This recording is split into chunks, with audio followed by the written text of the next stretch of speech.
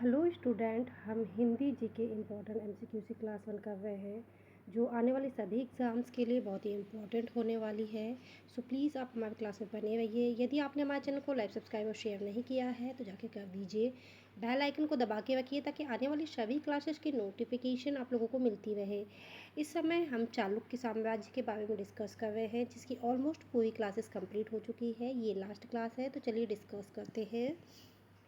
Now next question is Chalukya काल के किस शासक को युद्ध विक्रांत की उपाधि प्राप्त थी? ओके, चालुक्य काल में ऐसा कौन सा शासक हुआ जिसने बहुत सारे युद्ध लड़े और उसे युद्ध विक्रांत कहा गया? तो ऑप्शन ए विक्रमादित्य द्वितीय, ऑप्शन बी पुलकेशिन द्वितीय, ऑप्शन सी सोमेश्वर प्रथम, ऑप्शन डी कीर्तिवर्मन प्रथम। युद्ध विक्रांत की जो उपाधि है वो मिली है विक्रमादित्य द्वितीय को। ओके, पल्लवों पर विजय के लिए विक्रमादित्य द्वितीय को युद्ध विक्रांत की उपाधि दी गई थी। ओके, जो ये देखिए कहना चाहिए कि चालुक्य और पल्लव ये समकालीन जो शासक थे जिन्होंने कई बार एक दूसरे से युद्ध लड़ा और फिर अंत में क्या हुआ कि चालुक्यों की विजय हुई और पल्लवों की हार हुई। नाउ नेक्स्ट क्वेश्चन, बादामी चालुक्य वंश के पतन के बाद कौन सा वंश प्रमुख बना? तो देखिए हमने पहले भी पढ़ा, इसके पहले कौन सा था, उसके पहले कौन सा था। अब देखिए चालुक्यों के बाद में कौन सा वंश आया। Option A Chola, option B Rashtrakuta, option C Pallava, option D Gujjar Pratihara. Right answer is Rashtrakuta. Okay, सबसे पहले हुए चोल। चोलों को हरा करके किसने साम्राज्य स्थापित किया? वो है पल्लव। और पल्लवों के बाद में कौन आए? राष्ट्रकूट। हम ये साउथ की बात कर रहे हैं, यानी कि दक्षिण भारत में जो शासन किया जिन्होंने, उनकी बात हो रही है। ठीक है, तो जो चालुक्य है, चालुक्य के बाद में आया शासन किसका? राष्ट्रकूट का। राष्ट्रकूट 8वीं शताब्दी में राष्ट्रकूटों ने चालुक्यों को हराकर सत्ता संभाली। नाउ नेक्स्ट क्वेश्चन, ऐहोल शिलालेख में किस युद्ध का वर्णन है? ऑप्शन ए नर्मदा युद्ध, ऑप्शन बी तुंगभद्रा युद्ध, ऑप्शन सी मेघती युद्ध, ऑप्शन डी कांची युद्ध। Okay, now right answer is Meguti युद्ध। जो मेघूती युद्ध है, ऐहोल शिलालेख में पुलकेशिन द्वितीय और हर्षवर्धन के बीच मेघती युद्ध का वर्णन है। Okay, now next question, Chalukya मंदिरों में सबसे पुराना मंदिर कौन सा है? ऑप्शन ए लाण खान मंदिर, ऑप्शन बी दुर्गा मंदिर, ऑप्शन सी विरूपाक्ष मंदिर, ऑप्शन डी जैन मंदिर या बादामी। राइट आंसर इज लाण खान मंदिर। लाण खान मंदिर ऐहोल में स्थित है और चालुक्य शैली का सबसे प्राचीन मंदिर माना जाता है। नाउ नेक्स्ट क्वेश्चन, किस चालुक्य शासक के काल में अरब आक्रमण हुआ था? ऑप्शन ए पुलकेशिन द्वितीय, ऑप्शन बी कीर्तिवर्मन द्वितीय, ऑप्शन सी विक्रमादित्य द्वितीय, ऑप्शन डी सोमेश्वर प्रथम। Now right answer is Kirtivarman द्वितीय। कीर्तिवर्मन द्वितीय के समय में अरब आक्रमणों की शुरुआत हुई थी, लेकिन उनका प्रभाव सीमित रहा। ओके, ज़्यादा प्रभाव नहीं डाल पाए, यानी कि उन्होंने किया आक्रमण जरूर, लेकिन इंडिया पे कब्जा नहीं जमा पाए। नाउ नेक्स्ट क्वेश्चन,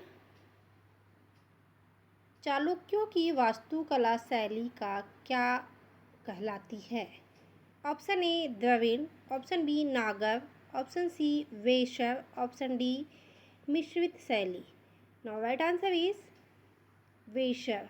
अब यही बात करें पल्लवों की तो उन लोगों की क्या होती है? द्रविड़। ओके, वेशर शैली चालुक्य शैली कहलाती है जो नगर और द्राविड़ का मिश्रण है। ओके, कौन से? नागर और द्रविड़ जो शैली है, वास्तुकला शैली, उनका मिश्रण है ये। कौन सी? वेशर शैली। नाउ नेक्स्ट क्वेश्चन, किस चालुक्य शासक ने विजयादित्य की उपाधि धारण की थी? ऑप्शन ए विक्रमादित्य छठे, ऑप्शन बी पुलकेशिन द्वितीय, ऑप्शन सी कीर्तिवर्मन प्रथम, ऑप्शन डी सोमेश्वर प्रथम। Now right answer is Vikramaditya छठे। उनके अपने विजयों के कारण विजयादित्य और त्रिभुवन मल्ल जैसी उपाधियां धारण की थी। ठीक है, इन्होंने जितने भी युद्ध लड़े उनमें इनको विजय प्राप्त हुई, इसीलिए इन्हें विजयादित्य या त्रिभुवन मल्ल की उपाधि प्राप्त हुई। Okay, now next question, Chalukya वंश में साहित्य की प्रमुख भाषा क्या थी? Option A Sanskrit, option B Kannada, option C Telugu, option D Tamil. Now right answer is Sanskrit. प्रारंभिक और साहित्यिक लेखन में संस्कृत का अधिक उपयोग होता था, जबकि स्थानीय स्तर पर कन्नड़ का उपयोग भी किया जाता था। ओके, देखिए हम अभी जितने भी राजाओं के बारे में डिस्कस किया प्रीवियस टू, देखिए पहले हमने चोल किया, फिर पल्लव किया, उसके बाद में अभी चालुक्य कर रहे हैं। ये सारे साउथ के राजा हैं और इनमें अधिकांश आपको कन्नड़ और संस्कृत बोली मिलेगी। ओके, यदि कोई ऐसा आता भी है तो आपको कंफ्यूज नहीं होना, संस्कृत और कन्नड़ आराम से डाल सकते हैं। नाउ नेक्स्ट क्वेश्चन, पदत्तकल किस राज्य में स्थित है? Option A Andhra Pradesh, option B Karnataka, option C Maharashtra, option D Tamil Nadu. Now right answer is Karnataka. Pattadakal Karnataka में स्थित है और यह यूनेस्को द्वारा विश्व धरोहर घोषित स्थल है। Okay, now next question, Chalukya वंश की स्थापत्य कला को किस स्थल पर अंतर्राष्ट्रीय मान्यता प्राप्त है? Option A Badami, option B Aihole, option C Pattadakal, option D वेसी। अब कौन सी कला है जिसको अंतर्राष्ट्रीय मान्यता प्राप्त है? तो वो है पदत्तकल। पदत्तकल को 1887 में यूनेस्को द्वारा विश्व धरोहर स्थल घोषित किया गया था। Okay, now next question, Chalukya काल में विज्ञानेश्वर किस विषय के विद्वान थे? ऑप्शन ए चिकित्सा, ऑप्शन बी संगीत, ऑप्शन सी न्यायशास्त्र, ऑप्शन डी खगोल शास्त्र। नाउ राइट आंसर इज न्यायशास्त्र। विज्ञानेश्वर ने मिताक्षरा नाम का ग्रंथ की रचना की, जो हिंदू विधि का महत्वपूर्ण आधार है। ओके, नाउ नेक्स्ट क्वेश्चन, चालुक्यकालीन मंदिरों में कौन सी योजना प्रमुख थी? ऑप्शन ए वर्गाकार, ऑप्शन बी त्रिकोणाकार, ऑप्शन सी आयताकार, ऑप्शन डी गोलाकार। नाउ राइट आंसर इज वर्गाकार। मंदिरों की आधार योजना अधिकतर वर्गाकार होती थी, जो उस युग की स्थापत्य समक्ष को दर्शाती है। ओके, क्या है? मंदिर को कैसे आकार के होते थे? अधिकांश वर्गाकार होते थे, जो उस युग के समझ को दर्शाते थे कि उस युग में क्या क्या डेवलपमेंट हुए हैं। Okay, now next question, Badami चालुक्यों की राजधानी कहाँ थी? Option A Pattadakal, option B Aihole, option C Badami या Vatapi, option D Kalyani. Now right answer is Badami या वातापी। जो बादामी चालुक्यों की राजधानी वातापी थी, जिसे आज भी बादामी कहते हैं। ठीक है, नाउ नेक्स्ट क्वेश्चन, चालुक्य शासक तेलप द्वितीय ने किस वंश को पराजित कर सत्ता प्राप्त की थी? Option A Rashtrakuta, option B Chola, option C Pallava, option D Gujjar. Now right answer is Rashtrakuta. Okay, देखिए पहले चालुक्य चालुक्य वंश चला, फिर कुछ समय पराजित रहा, फिर राष्ट्रकूट आए, फिर से चालुक्य हुआ। तो ये देखिए वंश आया, एक दूसरे को पराजित करते रहे ये लोग आपस में, बीच बीच में। देखिए इसमें उसीलिए तो दिया है चालुक्य शासन, फिर चालुक्य बादामी शासन, फिर चालुक्य काला पत्य शासन, ऐसा हुआ। ठीक है, ये देखो ये कल्याणी चालुक्य आए, पहले क्या थे शिव चालुक्य थे, अब ये कल्याणी चालुक्य, बीच में बादामी चालुक्य भी आए थे। तो ऐसा बीच बीच में इन्होंने किसी किसी राजा को हराते गए और शासन प्राप्त करते गए, फिर किसी राजा ने इनको हरा दिया, राष्ट्रकूट ने हरा दिया, बीच में पल्लवों के साथ में हो गया था इन लोगों का युद्ध। तो फिर जब नया चालुक्य शासन आया तो उनको नया बादामी चालुक्य, कल्याणी चालुक्य ऐसे नाम दिए गए। ठीक है, जो तेलप द्वितीय ने राष्ट्रकूटों को हराकर पश्चिमी चालुक्य वंश कल्याणी चालुक्य की स्थापना की। नाउ नेक्स्ट क्वेश्चन, किस शासक के काल में मिताक्षरा की रचना हुई थी? ऑप्शन ए सोमेश्वर प्रथम, ऑप्शन बी विक्रमादित्य छठे, ऑप्शन सी तेलप द्वितीय, ऑप्शन डी पुलकेशिन प्रथम। Now right answer is Vikramaditya छठे। मिताक्षरा की रचना विक्रमादित्य छठे के शासनकाल में न्यायशास्त्री विज्ञानेश्वर ने की थी। ठीक है, विज्ञानेश्वर कौन थे? न्यायशास्त्री थे। उन्होंने किसकी रचना की? मिताक्षरा की। नाउ नेक्स्ट क्वेश्चन, चालुक्य काल में किस नाट्यशास्त्र पर ग्रंथ लिखा गया था? Option A Dandi, option B Bharata Muni, option C Someshvara तृतीय, option D Vijnaneshwara. Now right answer is Someshvara तृतीय। सोमेश्वर तृतीय ने मंसूलसा नामक ग्रंथ में नाट्य, संगीत और शिल्पकला आदि का वर्णन किया है। ओके, नाउ नेक्स्ट क्वेश्चन, मानसोलासा किस चालुक्य शासन द्वारा लिखा गया था? ऑप्शन ए सोमेश्वर प्रथम, ऑप्शन बी सोमेश्वर द्वितीय, ऑप्शन सी सोमेश्वर तृतीय, ऑप्शन डी सोमेश्वर छठे। Now right answer is Someshvara तृतीय। यह एक महत्वपूर्ण ग्रंथ है जिसमें शासन, संस्कृति, विज्ञान आदि अनेक विषयों पर विस्तृत वर्णन है। ओके, नाउ नेक्स्ट क्वेश्चन, किस मंदिर को चालुक्य वास्तुकला का सर्वोत्तम उदाहरण माना जाता है? ऑप्शन ए दुर्गा मंदिर ऐहोल, ऑप्शन बी लार्ड खान मंदिर, ऑप्शन सी विरूपाक्ष मंदिर पदत्कल, ऑप्शन डी मल्लिकार्जुन मंदिर। Now right answer is Virupaksha मंदिर पदत्कल। यह मंदिर स्थापत्य और मूर्तिकला का उत्कृष्ट उदाहरण है। नाउ नेक्स्ट क्वेश्चन, किस वंश में पूर्वी चालुक्यों को समाप्त किया? Option A Pallava, option B Rashtrakuta, option C Chola, option D Yadava. Now right answer is Chola. Okay, 11वीं शताब्दी में पूर्वी चालुक्यों को अपने अधीन कर लिया। किसने? चोलों ने।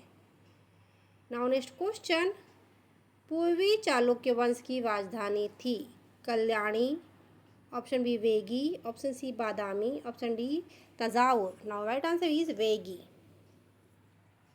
आंध्र प्रदेश में स्थित वेगी शहर पूर्व चालुक्यों की राजधानी थी।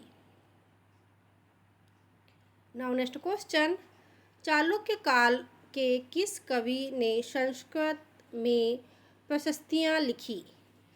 Option A Kamban, option B Ravikirti, option C Bhasa, option D Banabhatta. Now right answer is रविकृति।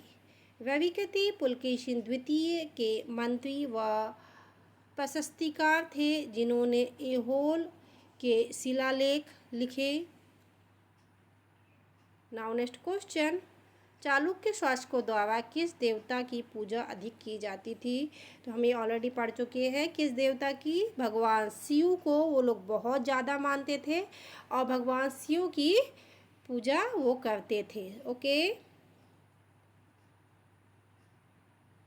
Now next question, Chalukya शासकों द्वारा किस देवताओं की पूजा सबसे अधिक की जाती थी? ये it is a repeated question. Okay, इसमें सबसे ज़्यादा बादामी गुफा मंदिर, शिवलिंग मंदिर आदि सबसे ज़्यादा इन्होंने बनवाए और इनके अधिकांश पूजा भगवान शिव को समर्पित होती थी। नाउ नेक्स्ट क्वेश्चन, चालुक्य शासक किस प्रकार की राज्य व्यवस्था चलाते थे? ऑप्शन ए गणराज्य, ऑप्शन बी धर्मतंत्र, ऑप्शन सी राजतंत्र, ऑप्शन डी लोकतंत्र। नाउ राइट आंसर इज राजतंत्र। चालुक्य शासकों ने एक परंपरा राजतंत्रात्मक शासन प्रणाली अपनाई थी जिसे राजा सर्वोच्च होता था। ठीक है, इन लोगों में एक राजा होता था जो आपने प्रीवियस समय में पढ़ा ही है कि राजा होता था वो पूरी शासन प्रणाली चलाता था, तो वही सेम थिंग है। ओके, राजतंत्र चलता था यहाँ पे भी। नाउ नेक्स्ट क्वेश्चन, यदि हम आज की बात करेंगे तो आज क्या चलता है? प्रजातंत्र। पहला इसे राजा, राष्ट्रपति, प्रधानमंत्री ये होते हैं, लेकिन आज की डेट में हम चुनते कौन है? जनता चुनती है उनको। ठीक है, तो अभी क्या है? प्रजातंत्र है। लेकिन पहले क्या होता था? राजतंत्र चलता था। जैसे कि एक है राजा है, वो मरेगा तो उसका बेटा गद्दी पे बैठेगा, वो मरेगा तो उसका बेटा गद्दी पे बैठेगा, ये चलता था पहले के समय में। नाउ नेक्स्ट क्वेश्चन, चालुक्य काल में किस विदेशी धर्म को प्रभाव भी देखा गया? ऑप्शन ए ईसाई, ऑप्शन बी यहूदी, ऑप्शन सी इस्लाम, ऑप्शन डी पारसी। नाउ राइट आंसर इज इस्लाम।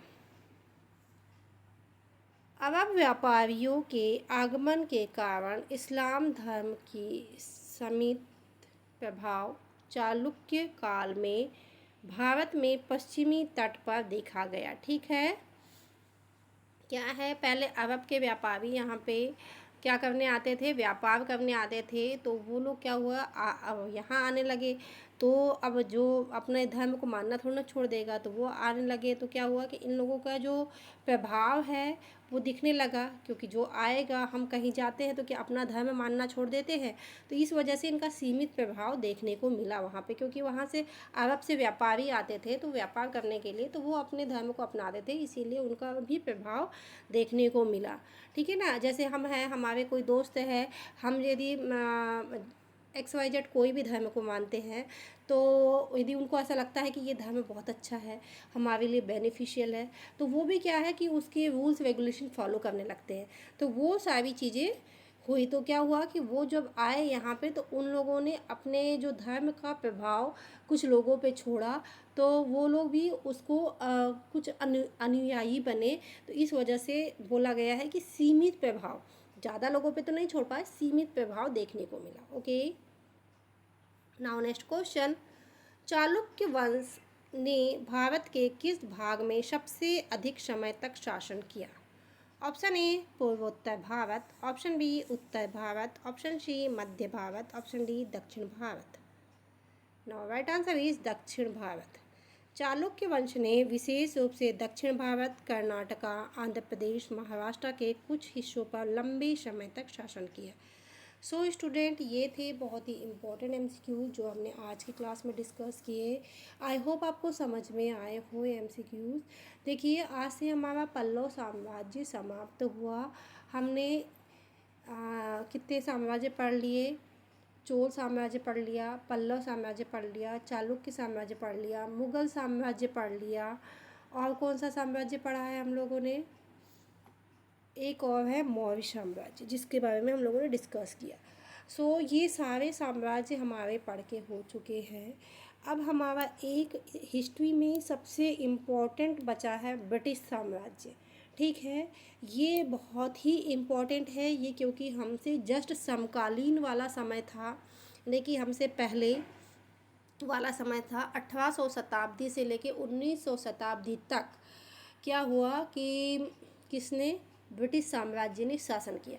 शासन तो सभी करते हैं, लेकिन इन्होंने क्या किया, कुछ कुरीतियाँ अपनाई, हड़प नीति अपनाई, यानी कि गुलाम बनाया हम लोगों को। तो इसीलिए भी ये साम्राज्य बहुत ही ज़्यादा इम्पोर्टेंट हो जाता है।